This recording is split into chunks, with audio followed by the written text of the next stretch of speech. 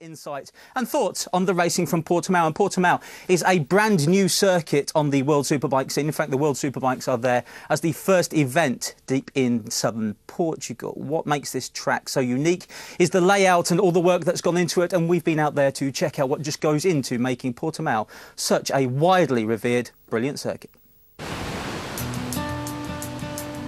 The climate and beaches of the Algarve have made this area of Portugal one of Europe's most desirable holiday destinations.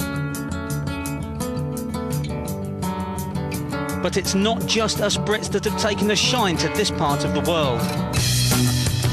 Over the years, the Romans, Visigoths and Moors have all laid claim to this part of the Mediterranean. Now it faces an invasion of a completely different kind.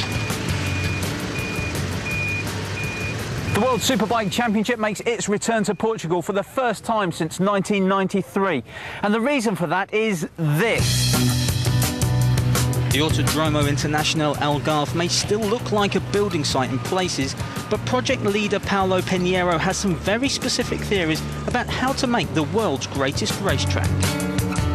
We try to see almost all the tracks in Europe, and especially the British ones that are ones of that we like most, Spa, Nürburgring, with the up and downs, and I think that's crucial for the layout of the circuit to be interesting. Also, we have added some blind corners, especially one that for us is very important because it's the Craig Jones corner, which is the most difficult and challenging corner, and if you allow me, you need big balls to do it. So except for all the other corners that are sponsored corners, that one will be for our Craig.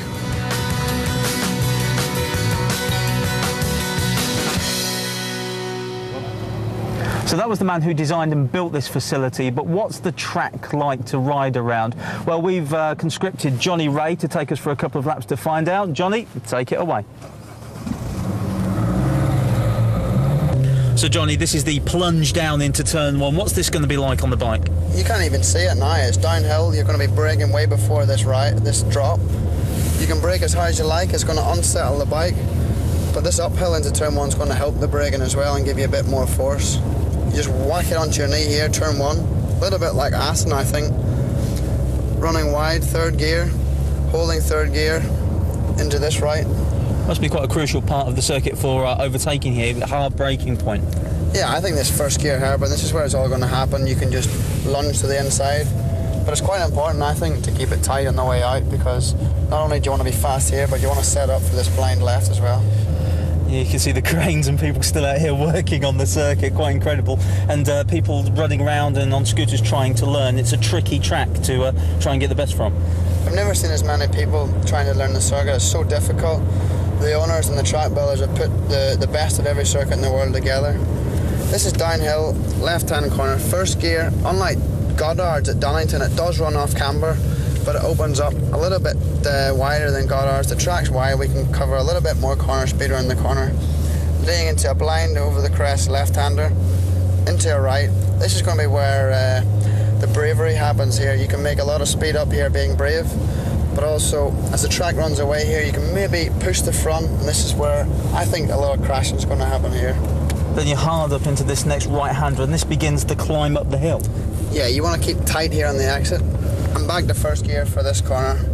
For me, this is going to be what I say a massive bravery corner. You go first, second, third, and the big drop here, the bike's going to go light. You're going to need back brake to control the wheelie. And tip it into this corner. I think the rear end's going to be spinning here really hard, but not quite full gas like the next one we're going to come to. This right tightens up on you. You're going to be back shifting from third, back to second, and back to first, just to the apex where you see it. Well, this corner is called Jones's Corner. This is the corner named after Craig Jones, and for good reason.